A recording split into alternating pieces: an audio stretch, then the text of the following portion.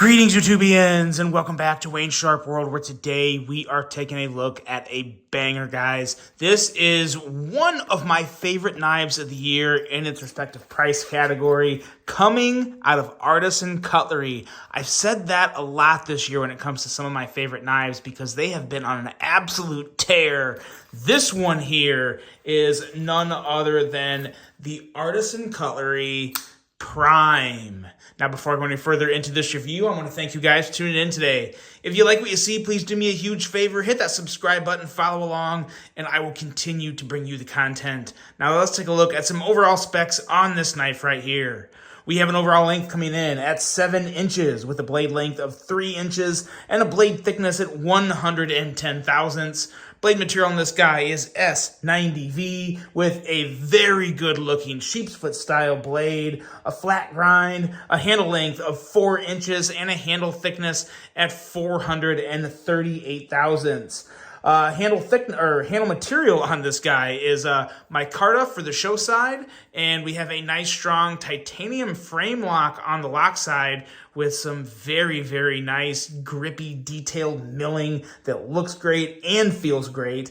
A user of a right hand only tip up carry, a weight coming in at 3.25 ounces, designed by TSK, and a price coming in at $199, which I've said before is pretty much the going rate for a premium artisan cutlery these days. And I gotta say, with everything this knife brings, I think it's a pretty fair value at $199. I've said that before for the other artisan cutlery models, but they have just been so solid this year with their premium models. A couple of my other favorite knives this year in that $200 price category are right here. This is the Artisan Cutlery Ornis, designed by Dillard Mallory, which is an absolute banger smoke show of a button lock. And we have the Artisan Cutlery Revel, a design from Ray Laconico. Now, in terms of lengths, these are both obviously clearly much bigger than the Prime, but it also kind of helps put it into perspective. And also what you're looking at here are 3 of the best knives you can get this year for $200. All 3 of these are so worthy and so damn good. I had to include these 2 in the size comparison to really just put the whole body of work together from Artisan Cutlery this year because they have been absolutely killing it. And a couple other knives that measure up a little better. The Civivi Elementum, which is actually a perfect size comparison, as well as the Kaiser Gemini, another Ray Laconico design. And as you can see, a new handsome outfit for the Gemini in Ultim and DLC or black coated blade. So there you go, guys. There's those size comparisons.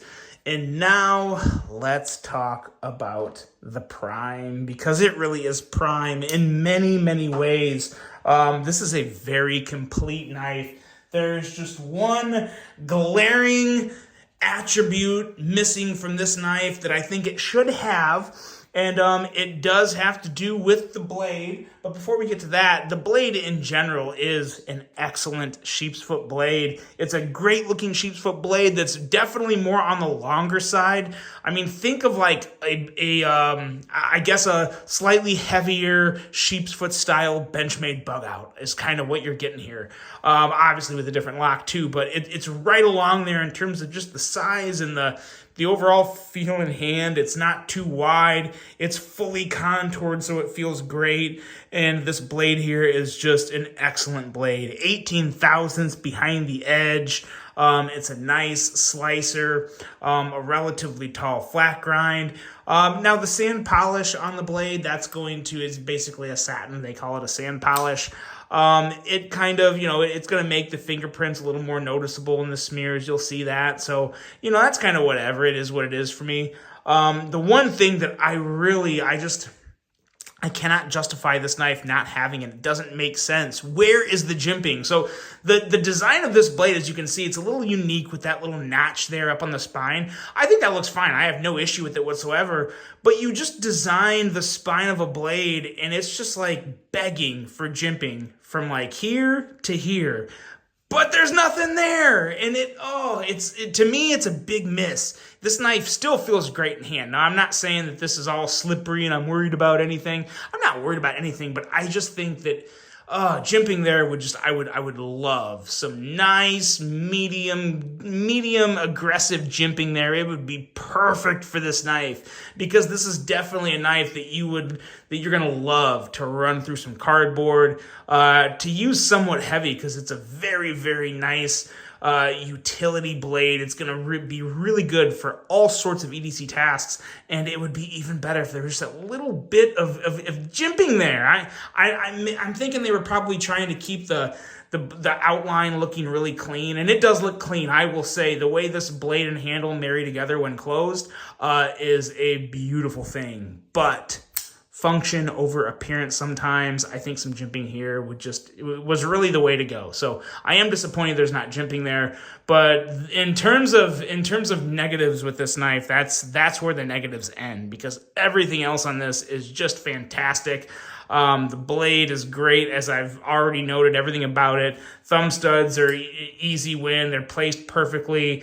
Makes all sorts of the deployment very, very easy, very enjoyable. And this handle, again, it's nothing special, but fully contoured, fits and feels so good in your hand. This is a knife that I think is going to feel good in big hands, medium hands, small hands. It's just a great universal size, in my opinion, because there's no weird shape on it that would make it uncomfortable to any size of hand. The micarta on here is very, very nice. You have that nice grainy finish, that it's not all fuzzy and nasty. Almost looks polished, but it's not. But it's going to patina really, really well, get to be nice and smooth and good looking. The milling on the frame lock side is perfect. It looks so damn good. It really, really bumps the overall appearance of this knife more in that legit $200 price tag, because it just looks amazing. And this clip is perfect, an absolutely phenomenal clip. The clip itself is also contoured. So another thing that makes this knife feel so good in your hand is this clip, because it's really nice and smooth all around.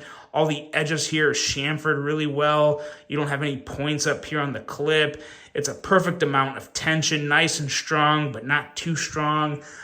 This thing is just so comfy in the hand, and is just really a perfect handle, especially at this size. Because like I said, you could put this in a hand that is, you could put it in one of those David C. Anderson hands, and even he's going to be like, yeah, you know what? This feels pretty good. You put it in my hand, which isn't quite as wide. It's a little longer, whatever. It's a slightly bigger hand.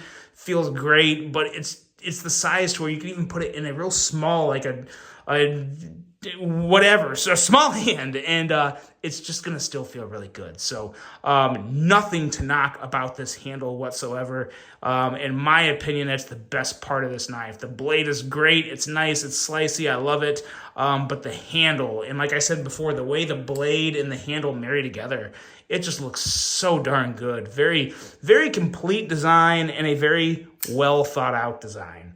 The action, you guys have already seen me flick this open and close it plenty of times.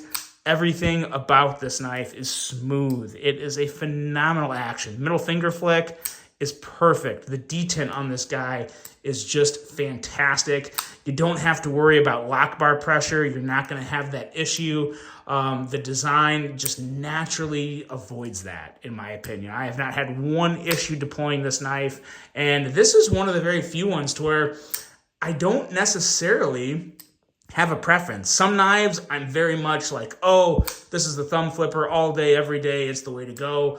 Other knives, I can be like, yeah, this middle finger flick is just perfect for me. It's so satisfying.